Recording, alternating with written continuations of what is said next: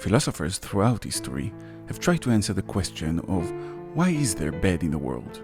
But in truth, you wouldn't want to live in a world without bad things. Let's say there was a magic button which you could push and everything bad would disappear. No more wars, no more problems. No one ever dies, no one ever gets sick. All pain is gone. Would you push it? Of course you would. But then you'll find that other things have disappeared as well. Most of the music you love, the music that moved you and inspired you, is gone. Pain is a major inspiration to all forms of music, from blues to rock and pop, all the way to Beethoven's Fifth, and all of those are now gone. All movies and all TV shows are gone, even sitcoms. Without conflict to push stories forwards, they cannot exist. All books you love are gone. No more Alice in Wonderland, no more Peter Pan, no more Harry Potter.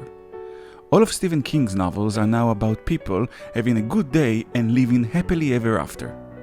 All video games are now Pac-Man without any ghosts and tons of fruit.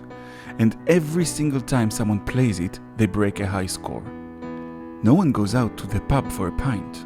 No one consumes alcohol, caffeine or sugar anymore. The discomforts that these are there to alleviate are gone. No one has sex either, because no one experiences the discomfort of yearning for something. No one is curious, no one wonders what could be. Everybody is absolutely content 100% of the time. And since no one can die or get sick, no one does anything. People just are. They are not suffering, but they are not enjoying anything either. They don't remember what it was like to want something because if they did, that would give them discomfort. So they think of nothing and they wish for nothing. Like inanimate objects. They are cold, unchanging.